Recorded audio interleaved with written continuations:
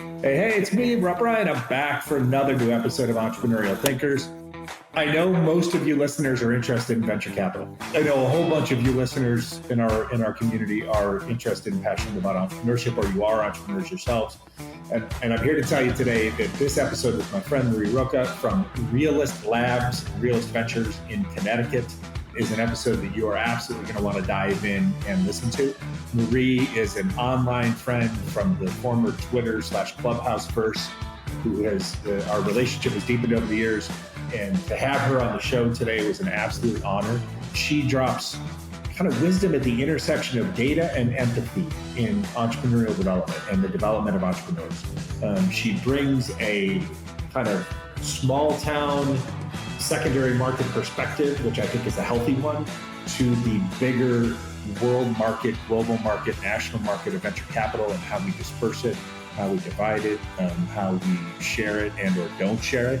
If you're interested in that, if you're interested in how we can distribute better the resources that we have, if you're interested in how important mentorship is, if you're interested in how important it is for women, and in particular women of color, to represent and carry forward, and so that others can see that and then take inspiration and then take action from that inspiration so that we can leave the world a little bit better place than we found it. You're going to love this episode. So Marie and I both hope that you enjoyed this as much as we did making it.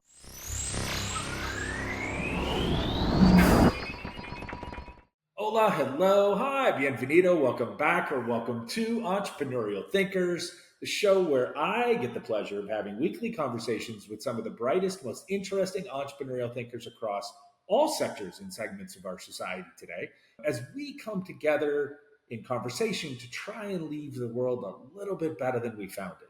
Today, I'm super excited. This is a conversation that's a long time in the making. Marie Rocha, founder and CEO at Realist Ventures and Realist Lab. She's a really proud advocate of her backyard there in Connecticut, which is where she's joining us from today. She's a friend and collaborator of many of my most respected friends. In fact, one of them interceded into our friendship via Instagram about a week ago or so and nudged us back to getting this podcast scheduled, Kiana Patterson. She's a really, frankly, in my opinion, a distinguished figure inside of the U.S. entrepreneurial economy, but she's very, very active and very well known in her Northeastern corridor there, and mostly as not just her own personality, but as an unstoppable advocate for undersupported founders from all walks of life. Marie's impacted hundreds of entrepreneurial thinkers as the founder and general partner of Realist Ventures and Realist Lab, a tech accelerator aimed at providing invaluable support to entrepreneurs who are seeking funding, technology expertise, and the practical tools that they need to scale their businesses and startups.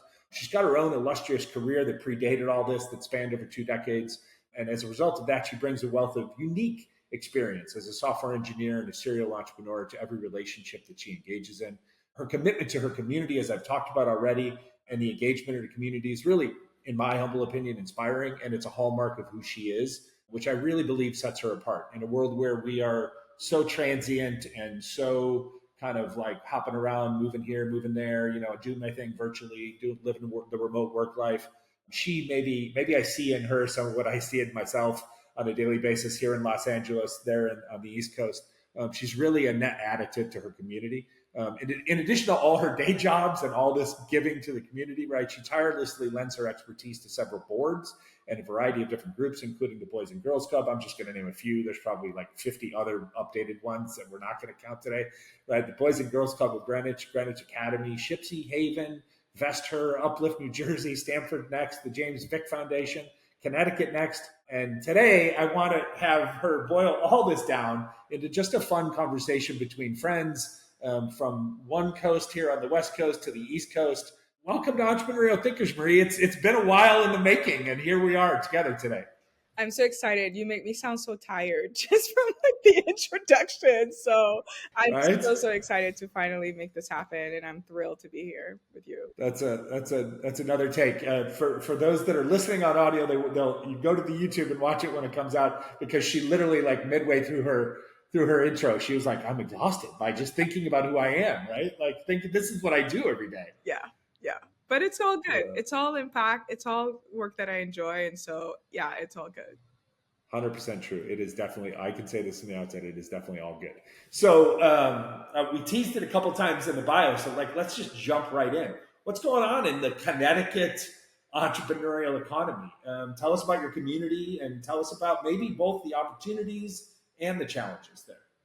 Yeah, no, I mean, as you know, because we follow each other, and like, and what I love about our relationship is how it organically grew from Twitter and now Instagram, Yeah. etc., and LinkedIn. But what I also love is how, without ever meeting in person, you're like a champion of all the work that I do, and I really love that a lot. And so I'm so excited to talk about Connecticut, which most people like jokingly say that I'm like the sole ambassador to Connecticut and the Stamford community, which I'm proud to Hey, be, but right? it's challenging. And our ecosystem is very different as a secondary community of like say New York, where I'm only about 50 minutes from the city by train, but Right. it's not the same as being in New York, right? So we don't have the foundational resources available. We don't have access to capital is a little different than say LA or even California, San Francisco, anywhere else, or even New York, our neighbors.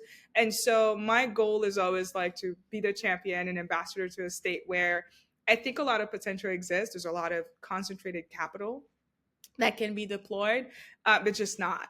And so yes, it's not the same. And hopefully by the end of this, you'll get a little bit more feel of what it is, which is why I'm a big fan of collaborating outside of here to foster that community. Because Yeah. yes, we can focus on creating localized solution and investment and grassroots capacity and all that stuff. But without the extensions in like say California, New York, etc., Boston, it's much more difficult. So Connecticut in a nutshell, I love it here. I've lived here for almost 15 years now. And Awesome. I advocate for it. I evangelize for it. I build for it. But it has a ton of challenges, which we'll hopefully get through. Yeah, it's funny. A couple things that jump out. I didn't think about that last thing you just said. I don't know that I knew this about you. So, here you and I both are fierce. Some would describe us as fierce advocates of our local entrepreneurial economies, and yet neither of us were born here, Right. right? I've been here. I'm 56 years old. I've now lived in Southern California for 27 of those years, so I've basically been here almost half my life. But having said that, I'm proudly born and raised in Chicago. Yeah. Um, New Jersey. right? Still, Yeah. still, See. still a fan, but same thing with New Jersey, right? Similar challenges in that, yes, we're adjacent or close to New York, but not quite Yeah. developed. So, yeah. That's fascinating. And the other thing that you said that caught my ear was this idea, because there is such a, just in this context of our conversation, there is such a funny comparative between, say, Los Angeles and where you are in the quote unquote like greater New York City area, right? Because if you lived 50 minutes by train or 50 minutes away from, say, central Los Angeles, right? Like you're still in Los Angeles, Right. right? And you're still from an entrepreneurial economic development standpoint, like you're still in the same market and you're still accessing the same capital. You're still trying to access, yeah, you got a longer drive, right? But Right. you're still trying to access that. But that's the thing. And a lot of our listeners are in Latin America. A lot of our listeners are spread all over the world and around the US, but we have a preponderance of folks that listen here in Los Angeles. And, if they've never lived in or worked on the East Coast, I always used to joke when I would fly up and down the East Coast, it was like the thing that differentiated it from flying up and around the western part of the country is like when you get on a plane on the East Coast and it's basically there's lights underneath you the entire flight. Like Right. you could fly from Florida to Boston and like there's still like there's dense population and the lights of cities and towns like all underneath you. You get on a plane in the western part of the U.S. like from L.A. to Phoenix and it's like up LA's lights, and then it's nothing, Right. and then there's the lights of Phoenix. Right. So you're in this like kind of hyper connected corridor In some there, ways, yes, yes, for sure. but it's its own thing. Yes. Sadly, it is its own thing. And so when you go when you or entrepreneurs say like I'm in Connecticut, I want to access what's in New York City. Like when you get to New York City, are you treated like a complete outsider? So I'm that oddball. Like I go to New York events. I'm like Connecticut over here. Like I've never been ashamed about where I'm from. I'm from New Jersey, obviously originally, but I've lived here for 14 years, which I feel like that was sort of like the birth of my entrepreneurship journey where Yeah. I took bigger risk here. I started the fund here, and I sort of like flexed my entrepreneurship muscle in Connecticut. And so I take pride in it. But it is, I mean, I will say it's like the running joke. Like I was at 2045 for their opening, which is a co-working ecosystem in New York. And of course, I'm like, proud Connecticut person here. They're like, she always does that, right? Which I hadn't even thought about it as a That's thing. awesome. I'm just really, I like showing up for people. And the work that I do, especially at the Realist Lab, is really around creating equitable opportunities for people who are usually overlooked and not under Yeah. resourced and certainly not part of these ecosystems. So when I am in New York or in LA, my daughter's at USC, so I'm in LA at least a couple Ah, times a nice. year, and or San Francisco, wherever I am that has a more robust ecosystem. Yeah, I like to showcase what where we are, and then maybe someone might like, oh, I'd love to come to Connecticut, which we've done. Right? We've Absolutely. had judges who came from the city, or we've had judges who are like, hey, I'm gonna be in the area. Would you like some help? We have these online events like Pitch Perfect, Help Fest, and etc., which are focused Yeah. on entrepreneurship. But it helps to bring people from outside of this area because sometimes they're like, oh, I saw you at this thing, would love to get more involved, and etc. So for me, I'm not ashamed of it. It is tough because people have these not unrealistic or untrue sort of Biases or ideas, yeah, perspectives around about. Yeah. Connecticut. But for me, as like a Black woman who's lived here for 14 years, I have a great community that I love. I was this Yeah. morning talking to the mayor around how they hosted a business, small business resource event, which we were a part of. And I was explaining to her why I think more of these are useful because so many people are not privy to like what's happening, what resources are available, and etc. And for me, being able to be amongst these people because like the community I've been intentional about building is great. But I understand I'm like a unicorn in that, right? I I was love that. seeking it. I moved here. I didn't have family. My ex-husband and I, we had two kids, and we're like, we're trying this new place, new state. We're from New Jersey, but it's just not the same.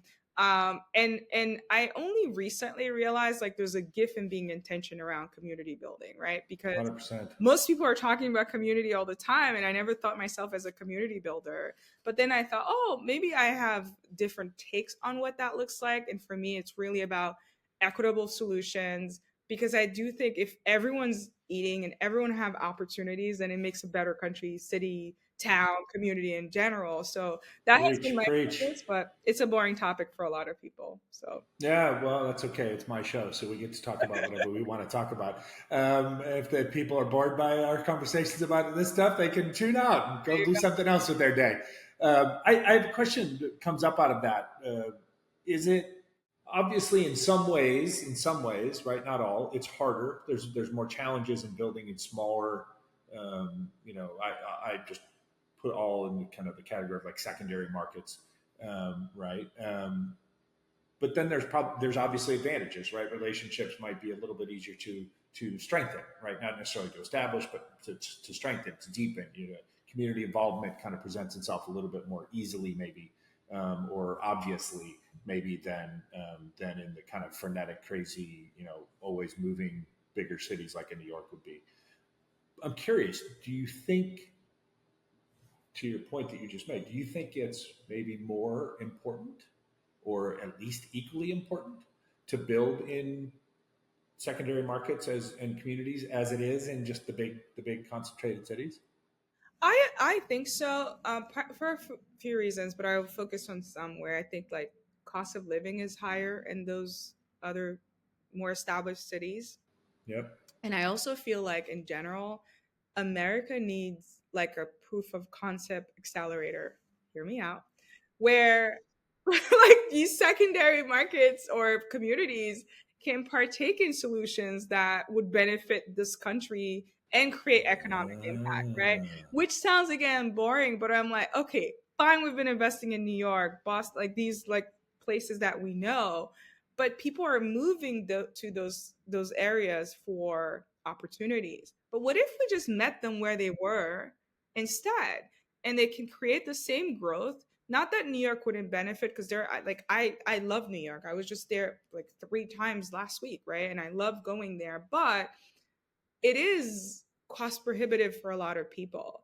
But if America or the government thought about a way to just spark joy and solution to problems that ecosystems in, say, Iowa or Connecticut or these places that are not close to these, more known, and where funding is more concentrated, I think this is an opportunity. I mean, if we increase even funding from, like, say 2-3% for all underrepresented founders to say 10%, what economic boom could we unleash for this country? And I think Right. it's because, like, in general, we fund nonsense all the time. Right? But what if we're like, screw it? Let's put like $1 trillion and create this opportunity everyone can be a part of, regardless of geography, and then see where it goes. And most people think that's a loss because when you're thinking about everyone having equitable opportunities to funding, mentoring, advising, etc., it sounds like it's a loss. But I'm like, or we'll do what venture does. 1% maybe will do well, and that's a huge opportunity for the US. Right. And so for me, that's how I look at it. Why I not love it. focus in areas where they don't have access? To me, that's a great opportunity. I don't want to compete in California where they're like ecosystem everywhere. I was just on a chat. I was talking to someone the other day. I was like, New York has a tech week every week because, Yeah. like, to Right. the rest of us, like going to tech events for whatever's happening, crypto, Web3, whatever. That's like a There's tech always week there's for the hundreds there's hundreds of events going on every right, week. right. Whereas, And Andreessen Horowitz just finally figured out a couple of years ago that they could attach their brand and their marketing to it and take responsibility for it, and therefore get a lot of free PR. right. But Right? basically, that happens all the time in these areas. And it's Yeah, like, yeah, why can't, these other places, secondary communities, have such options? And I think that's how I look at it. And I I love wish we that. would just think about equity as a form of economic growth rather than this like zero sum game where everyone's like, well, if more people get access, then we lose. And it's like, no, actually, if more No, people had yeah. access to healthcare and everything else, we actually gain as a country. But anyway, I I could. feel like I feel like that. I feel like you also just came up with a great poster slogan for a presidential campaign, like opportunity economy. I think like that was something. I thought I read something like that last week. Yeah, For all, maybe I don't know. Crazy, it crazy talk. sounds crazy, but Right? why didn't we It's try it not. for 4 years? It's not. It's not Yeah, crazy. We got nothing to lose. No, 100%. You've pulled us forward in the conversation. It's funny. We were joking before offline about how you hadn't read the questions because you like to be ad lib and you like to kind of free flow your thoughts, and I appreciate that. And then I said to you, yeah, sometimes we can over prepare and right we start reeling. right. You just reeled off the answer to like the next couple questions, even though you didn't read the questions, which I I love. don't like to read the So questions. so so let's talk about this. Like you just talked about it, but you talked about it on the website. I think you just kind of answered the question, but I want to ask it anyways, just in case we missed anything that any nuance that you want to share. But literally on like the Realist Lab website, it says reimagining outdated business paradigms through innovation is our mission to build a more equitable future, yeah, right? And so I think you just answered the question about like what a more equitable future looks like to you. yeah. I mean, it's some of that. I mean, a lot of the work we do. Don't get me wrong. Most days I'm like, oh, I hear my friends who are like, oh, I hate my 9 to 5. I'm like, oh, right, because it's a lot to me. It's a lot less challenging. But for me, when I thought of what I'll step back a little bit. Realist Lab was more birthed around the pandemic.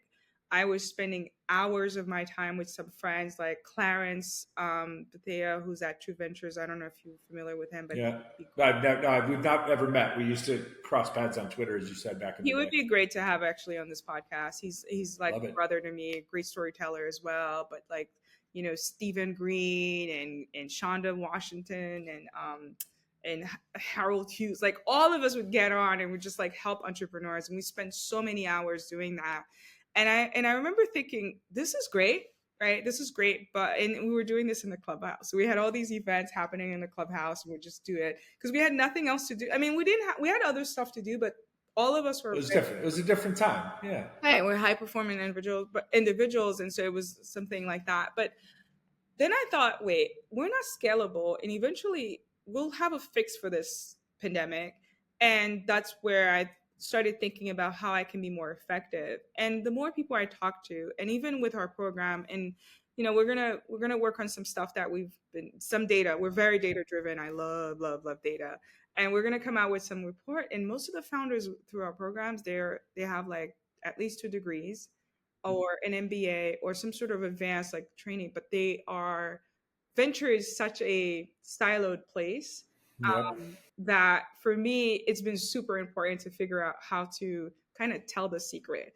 As a brand, I'm that person. If you invite me somewhere, just guarantee I'm bringing a plus one, just so like I can share the information with at least one more person if I can. That's awesome. And That's literally like bringing people along, right? yeah, and that was really what I wanted to build. Like, how do we empower people to learn more? How do we spark more ideas? Which is why, again, I'm like a proponent of a structure that spark ideas. Like, how do we get Americans to think?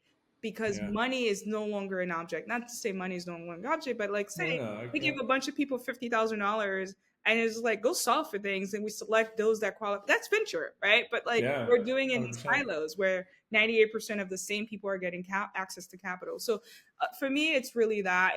It's also advising and mentoring, which most people don't like saying that. And I know there's this whole thing like we don't need more content, Right. more money. Right. But if you're talking about women, black and brown folks, and other people who've been like sort of overlooked in terms of venture, I do think we need that because I didn't know how to navigate. I'm going to tell the most embarrassing story. So during the pandemic, a bunch of people are fundraising, and I'm like, wow, that's amazing, raising their second fund. And I'm sitting here like, wow, we're doing great, but I can't wait to be at like a 5 or 6x return before I can raise my other fund. Because when you look at A16Z, you're like, wow, they have had to have these crazy returns to have Right. billions AUM, only to realize like no, 1x would have done it. Meanwhile, I was sitting on like a 3 point something x return, Yeah. and I could have raised, but I didn't have the mentor and advisors to tell me how to do To it. know. Right. Meanwhile, I'm advising new emerging fund managers like, yeah, this is what I did, this is how to do it, blah blah blah. But without that knowledge, I miss a huge window of opportunity Sure. where people are making so much money in crypto and we're just like dispensing. So that's how we look Yeah. at it. I use my experience to create opportunities for people, and I'm not ashamed to share like my most embarrassment moments because I feel like that's what's missing in our And, ecosystem.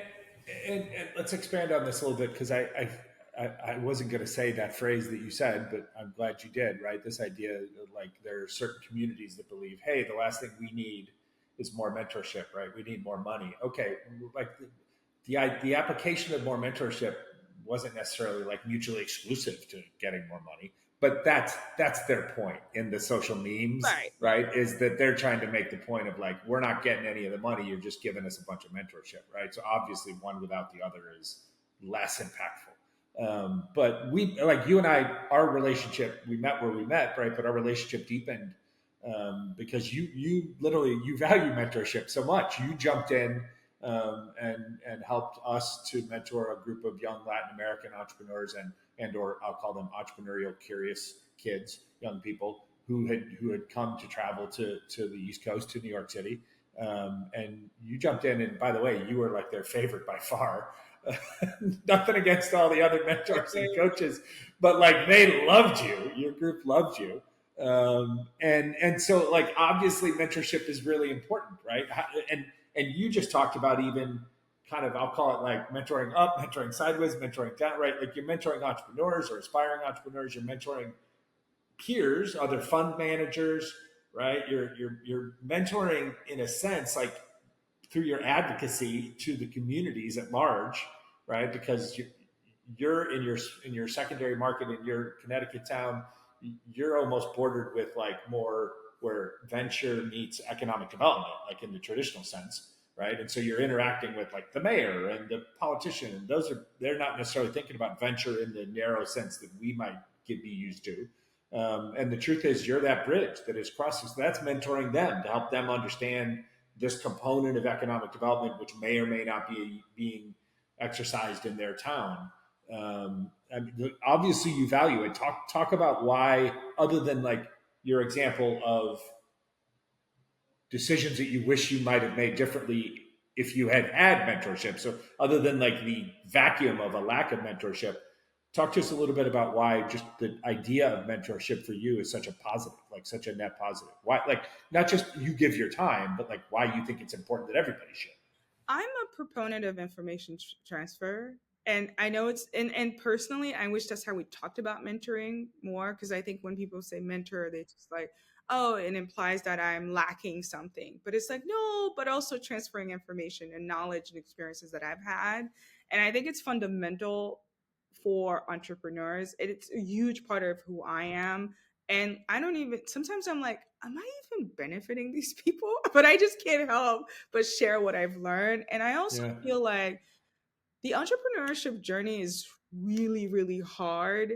So, mentorship to me has been like the bridge between failure and success, the bridge between transferring knowledge in a way that is not textbook, right? And it's more life learnings and etc. And so, I'm a proponent of it. In fact, I was just thinking today, like we need to really ramp up that and recruit more people for our program that really fundamentally care about helping entrepreneurs and transferring information they've learned through their journey, because it's really, really hard. And I think we need to, I talk to friends about this all the time, that I don't have women mentors that are just like, a bit older than myself. And I understand why that is. It's because that generation was fighting so that I can exist, right? So they didn't have a lot of time to spend this kind of time mentoring women of my age group in our late 40s and trying to figure it out, because they were fighting for equal rights. They were fighting to yeah. even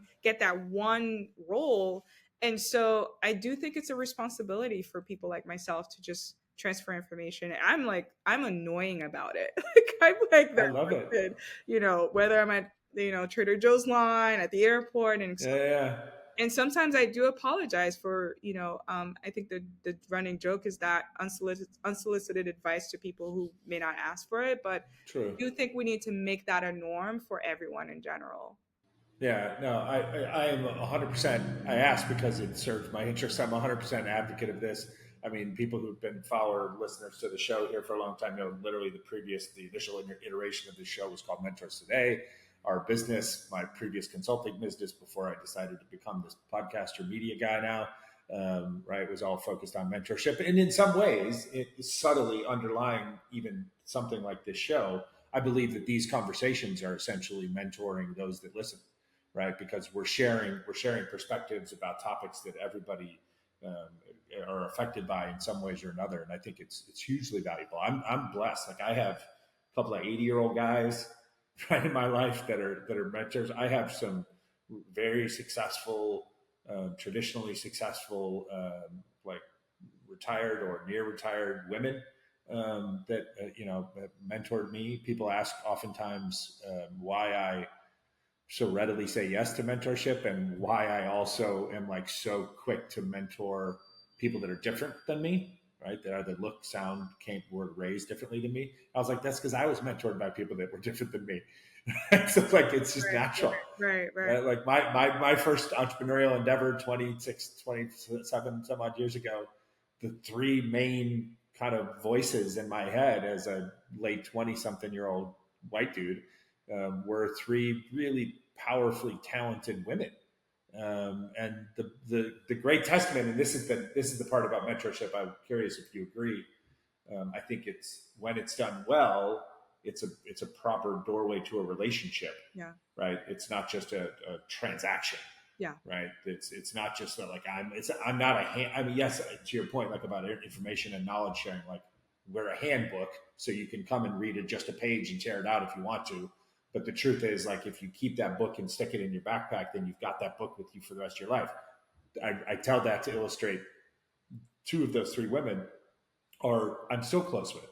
yeah, Like one I see a couple times a year, right? And she comes up to LA and we hang out. And the other I never see because we live too far away from each other, but we DM on social media and follow up with each other, see how each other are doing. And I mean that's incredible. Like like there could have been just okay. Those are the mentors for that program or that thing I was in when we raised that venture capital, and that could have just moved on from those people, right? But they've been invaluable to me. And then I just try and turn around like you and just hand it down, Right. But I think what that's interesting about you, because I think it then makes a lot of sense on why you're so comfortable championing other women, right? Like, Oh yeah, I'm a total mama's boy. right, like you're not Just to be like, clear. oh no, I don't like, you're always like, oh my God, No, keep no. going, like So, just such a huge total.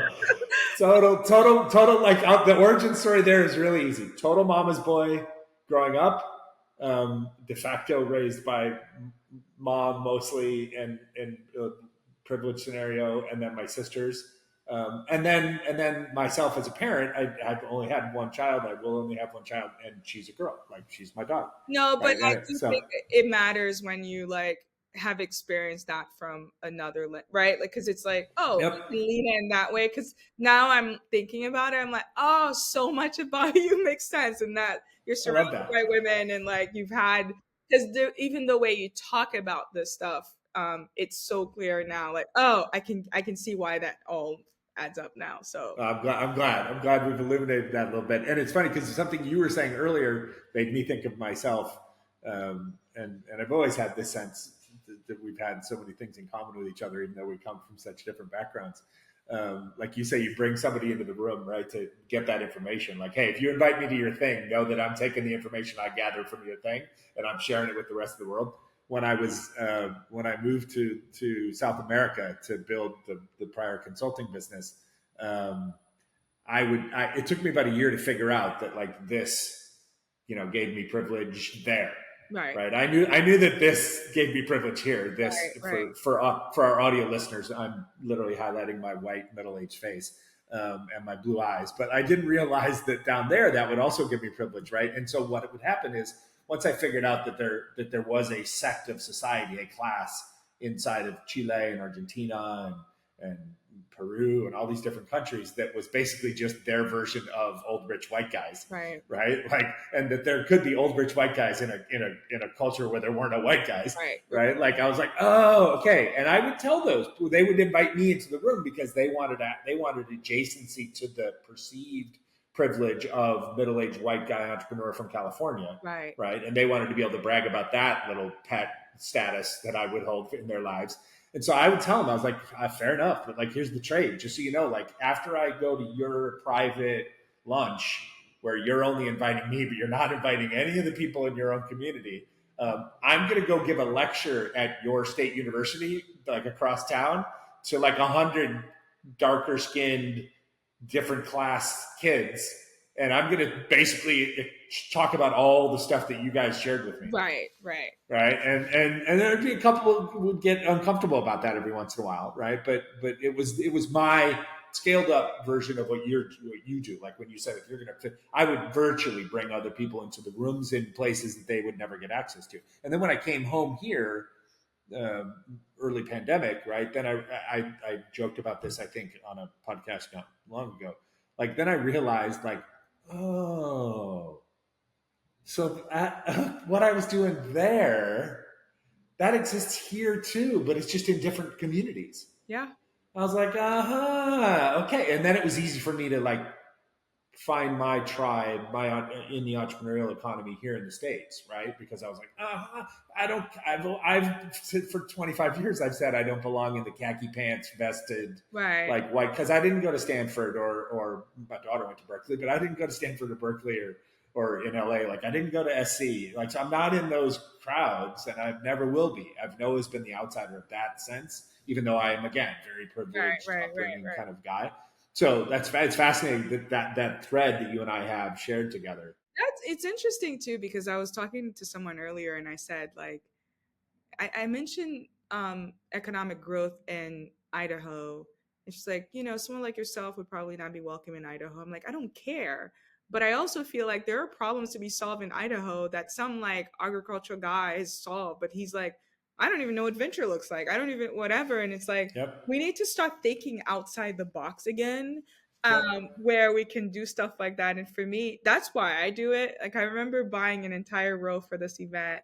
I'm on this board for this thing, and I'm like, I'm just gonna buy the row and bring my friends and people that are interested. And this woman was like, "You literally bought." I ended up buying two rows, but that's a whole other story. But she's like, "You bought like two rows of people," and I'm like, "Because this." speaker doesn't, and I forget who it was, but like doesn't really travel. So if I can for $25 get as many people who would not hear this information to hear it, that is a huge win. And I think this is why I don't understand scarcity mindset, because I'm like looking for people to unburden me with the with this like the task of having to solve this problem by myself. Yeah. Why even my entire team? And I met with them probably an hour before we talked around like grant review and et cetera. I try not to have long meetings, but then we'll book like these separate sessions, huddles Yeah. between them to just Yeah. tackle stuff.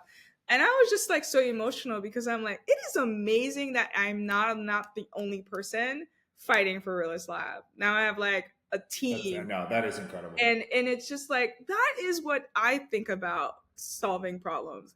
More people solving it to lessen the burden of one person, but better solutions because it's more diverse thought, background, economic standing, and all of that make for better product. And I just wish we can get that going. But again, like we could probably, I want to make sure we get to all your questions because No, no, no, you're good. I Trust me, could we're talk good. about all of this for We're good. Don't worry hours. about it. Don't worry about it. We're good. All right. So you actually just set up the next question anyway. So I want to give you the chance to kind of give us the commercial, right? So tell us the stories behind Realist, like why I think I know, but I want you to tell like why Realist, literally why the name. I think it's such a great word choice. What inspired you to create this? What the lab? How does the program work to support? Specifically, you put a lot of emphasis on like non-technical entrepreneurs or non-technical founders. So just give us the commercial. Tell us all what we should know about it, like how people can find it, etc. So everyone always asks me about realist. If you, I think you know by now, I'm very much a realist. I'm a combination of balancing like idealism and practicality. And when we were creating Realist Ventures, my partner and I, she's one of my best friend, Trisha, we were like coming up with all kinds of names. And she's like, "You're such a realist. This should just be the name." I'm like, you know what? Bet. Boom, That's boom. and There you go. I like paid for someone to come up with names, and they had like Prog Capital, all these stupid names that didn't work out, and Realist ended up being the name. But at the core, even our founders, they get it. The minute they come through, I'm very honest about what it is. And my entire team were very candid about the process, while also lacing a little bit of optimism, right? Because we want to be encouraging about the future of what this can all be. And then separately, we support entrepreneurs with resources that make it easier for them. And the technology piece, I just thought that was a no brainer, like bridging the gap. And again, it goes back to how I look at economic growth. And it's like technology is preventing a lot of people from coming up with solutions or implementing those solutions. And so, my goal as a whole and our goal at Realist is to make entrepreneurship accessible to people that don't have the technical skills or background but have visions and like solutions that can change this country or the world. And so that's kind of really how I look at it, but it's really because I'm kind of an idealist in that I think big about stuff, Yeah, but very practical about how I solve the big problems that I want to tackle. I love that. Quick, let's delineate. We have Realist Ventures, Realist Lab. What's the story there? So I started Realist Ventures about 6 years ago, really because I was super naive. I thought I could like be part of changing the landscape around funding for. At the time, I was primarily focused on women and people outside of the scope of like again the secondary communities. Yeah, Little did I know that my background. So I was a software engineer, and I really was like, okay, I'm going to lend that lens as a problem solver because I think that's what tech people are. Like we solve problems using technology, but the way we think about technology, solving problem is just one of those reasons why I'm again another passion is education, where I think we need to revamp and disrupt education because I think children could benefit from some of that. But we'll digress. Anyway, and so I really wanted to focus on that, and then the pandemic happened as we were getting like seeing some great progress. We had a company that was doing almost like 1 million a quarter and like whatever wow. ended up not making it. We had just all this stuff happen. And but for me, I got into venture because I wanted to help people at scale. I had a software company where I was building for people, really trying to figure out how to get more people to create economic impact for their families and also for our communities. but then most of them were women and they were not getting funding, and or they were outside of the well networked folks who are getting funded. And so I thought naively that, and my partner at the time, Trisha, who's again, she's become like, she's my best friend, and we thought, you know what, let's just put some money behind this, let's raise a little bit of money, let's see where we can do. And unfortunately, as we are seeing now, most people were against the idea of having people that look like me that are not part of, that sort of, siloed ecosystem.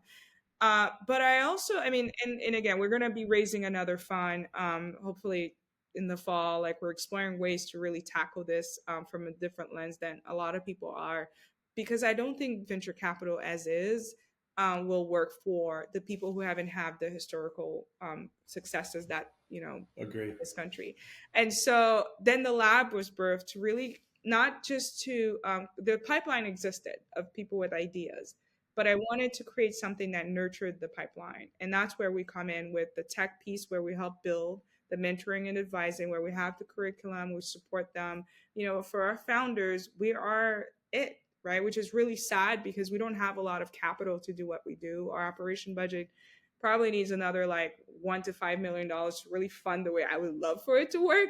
But but we're doing our best. And I think, today I saw a founder who just gave a small move forward grant too, because she's so close to getting her product to market, wants to test to make sure that parents feel comfortable, because what she's building is basically a tub safety for toddlers, which I was like, wait, I've had kids, I didn't even think about that, but the many times I've brought my kids to the ER because they like fell, because there are no solution for toddler like tub whatever safety. That's pretty Right. clever. And Yeah. but she's outside of that realm where people would not give her $250,000 to go figure this out. But in our small grant, we're able to help her prove out this testing. She has some pre-orders, and like watching her struggle pains me. And so because of that, I do want to like raise a fund where we're really thinking about this proof of concept opportunity for founders like her who are outside of the well networked privileged economic will of like venture,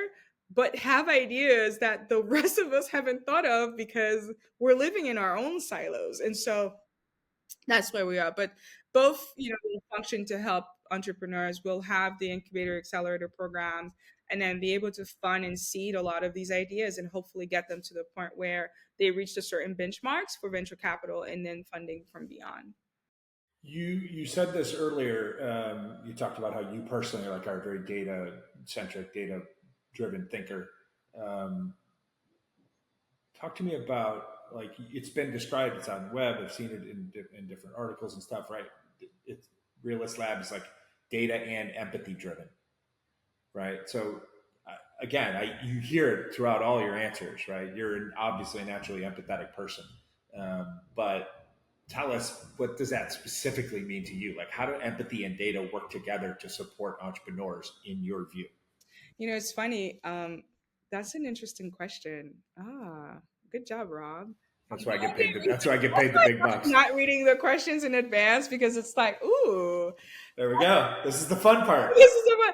I think for me, empathy allows us to understand the founder's challenges, right? And then data help us to track like how to identify solutions that are scalable for them, and then progress that makes a difference for potential investors and or for their families. And so even in our programming, for example, we have Help Fest, where we partner with other organizations. We find a location. We're going to bring this virtual because I think there's an opportunity to scale that even more and get diverse voices to help entrepreneurs. But Help Fest was started in the clubhouse, and it's the same group I mentioned earlier. Clarence, Yeah. Chandra, and I, and Harold, all of us get on, and we help entrepreneurs that didn't have access to our journey or the pitfalls and all the nonsense we've been through.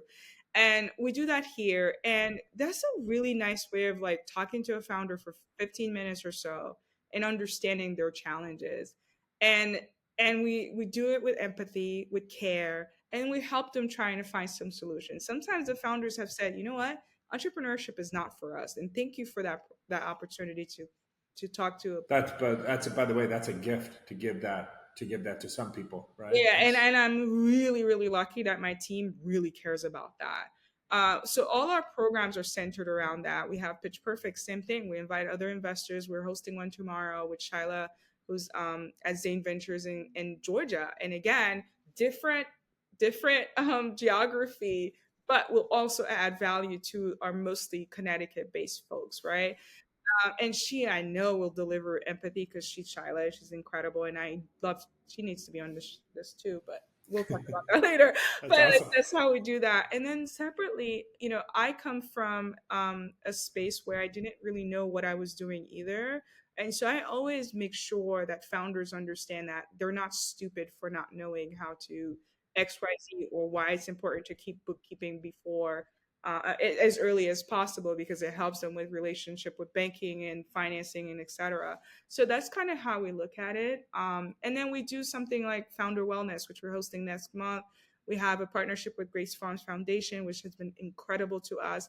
We'll be hosting a Founder Wellness, including some yoga, some tips on how to tackle entrepreneurship, building really That's great. good health and healthy and wellness into their business and for themselves because like entrepreneurship again can be really difficult. So that's kind of how we look at that. And then again, data which we require for reporting, but I love to track how we're helping, always Yeah. thinking of ways to add value to our founders. Our core mission is really centered around founders, and I'm really lucky to work with a team that also care about that because when I come up with like, guys, we need to do this one thing there, and they just, They get it. They're in.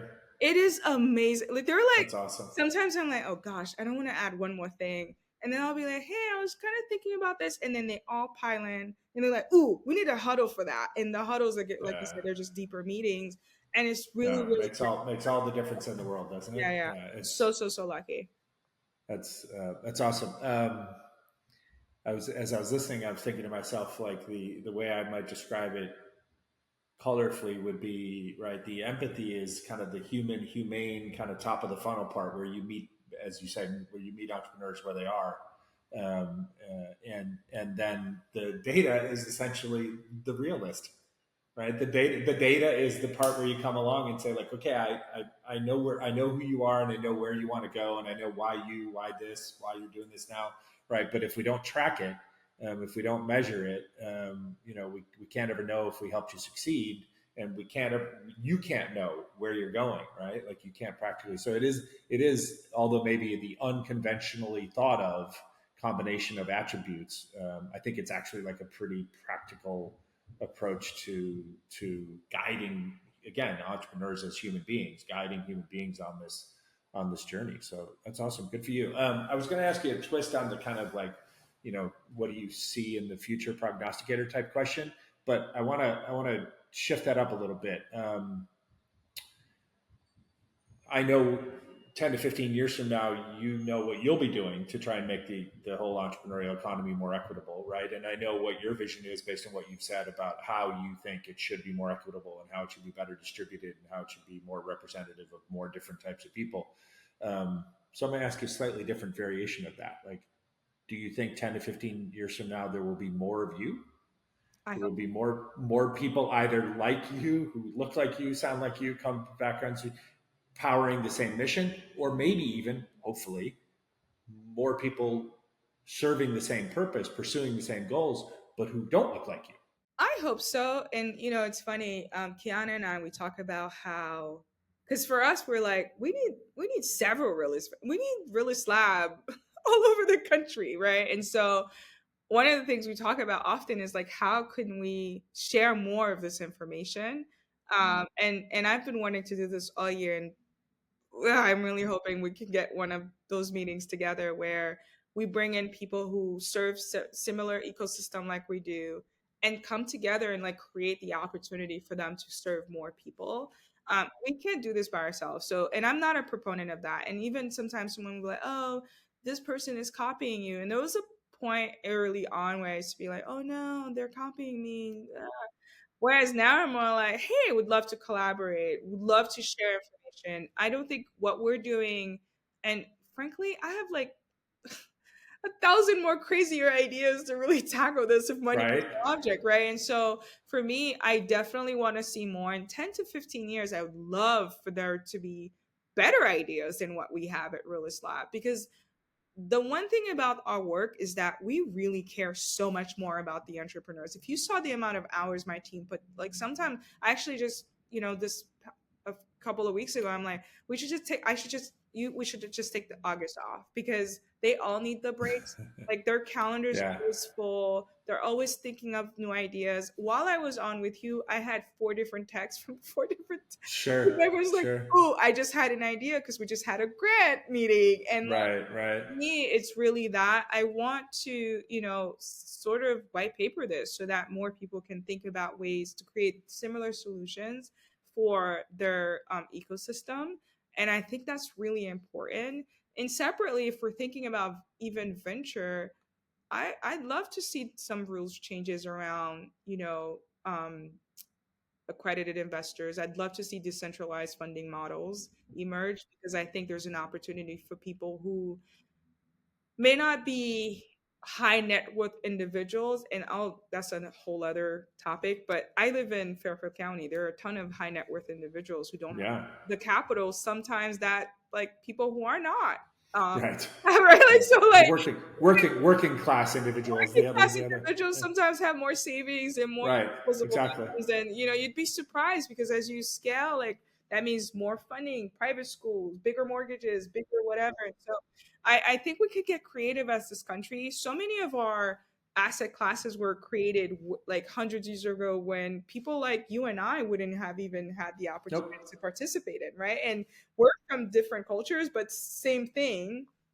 Whereas now, that has changed. So I would love to see a little bit more of that and an increase in what early investment looks like from people who have made money and can see themselves less as investors who are getting like billions of dollars in return, but really like economic impact and growth and like what that narrative could look like for this country. So that's You buried in my question was a vision of you and then my friend and investor in me and us in what we're doing now with Storytellers Company business, but also just a friend and was we don't call you guys guests, by the way, on the show anymore. We call you alumnus. You're alumni of the show because it's become a community. But I was thinking of Will Stringer and Chisos Capital, I right? love Because that guy. I Will and you couldn't be from like further ends of the diaspora of life, right? But yet that's you just essentially described Will's missions, yeah, right? Like I love him. Will's purposefulness. Yeah, I invested in his WeFunder because I believe in what he was doing. I had one conversation with him and I was like,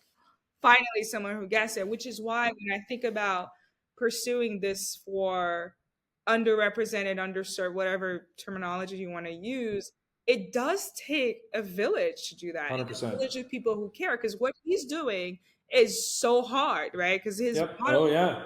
and Yeah. I'm one Hundred like, and percent. it's funny, I meant to reach out to him because I saw that he like just like kicked in a little capital, and I'm like, can I just reinvest this back? Because what I love is that he's looking at it from different lenses, and we need more of that. We need Yep. creative people coming up with solutions that really benefit everyone. And 100%. it doesn't need to be, they don't need to look like me. They don't need to Nope. be me, but it just, Well, ideally, we don't want them all to right because then that's like a self narrowing reality, right? Like we want a diversity of voices, looks, like backgrounds at the table, but all sharing this like minded vision for how it can be done better, how it should be done better, how it has to be done better, et cetera, et cetera. correct. Right? That's because otherwise, like you said, it becomes it just inevitably just becomes siloed because of the nature of how people attach to one another and identity and stuff like that. So that's awesome. I love that answer. Thank you for sharing that. You last question before we get to the last segment, which will make it a little bit more actionable, so people can have some things they can go try and apply right away after they listen to this when it comes out. But you just teased it, and you've done this. This is pretty. You're pretty impressive for considering you didn't read the questions because you literally have like hand walked me through the questions. But you are a close collaborator, and it sounds like a budding friendship with a great friend of mine here in Los Angeles, Kiana Patterson. Oh, that's my sister Kiana, from another mother. Yeah. yeah, Kiana has not yet officially become an alumnus of the show, but she's already booked, so she's going to be on in a couple weeks. And she and I will get to take all our wonderful conversations that we have via DM and text and phone calls here in LA and bring it to the podcast. But tell me a little bit. Like she's a powerhouse in her own right Right. for a million different reasons, right? And but tell me, how did you, if you don't mind, like how did you two come to know one another? And then how did you decide to kind of help one another succeed, which seems to have kind of accelerated in the last, like in recent months? Yeah. So another person I met through the clubhouse, which is like most people had toxic whatever, and I obviously haven't been in the clubhouse in forever, but she and I from the onset shared this passion for education and equity. It wasn't similar to other people's like pathway, and we just hit it off right away, and we were for the most part just like looking for secure boredom in the clubhouse. And at the time, she had been investing as well, and I think one of the things I love about Kiana, and this is why another shared value, is that we're not very loud, we just do the work, right? And so the collaboration kind of grew over our shared like mutual respect for the work, and very very true to doing the equitable, like figuring out equitable models to help people. And then and we just always stayed in touch. Like if I was in LA, we linked. If she's in New York, we link, or we try to. And she's become like family. In fact, it's funny you bring her up because there's this artwork like on the right there. Yeah, That's yeah. her sisters. Like I From her sister. Ah, her sister's yeah. super talented artist Yeah, out of Seattle. I own a Yeah, couple of pieces from her sisters, and in fact, that's I just incredible. donated two for this like nonprofit, and I was like, but I want her to get more exposure. Yeah, Generally that's speaking, great. it was really that, and then our partnership was really around, we kept having these conversations and really feeling that one of the missing pieces was deepening the collaboration in general with people who are doing this kind of work. And so we decided that, building inclusive future is really expensive and difficult. And why not collaborate? And she's always been my sounding board anyway for years Yep, now.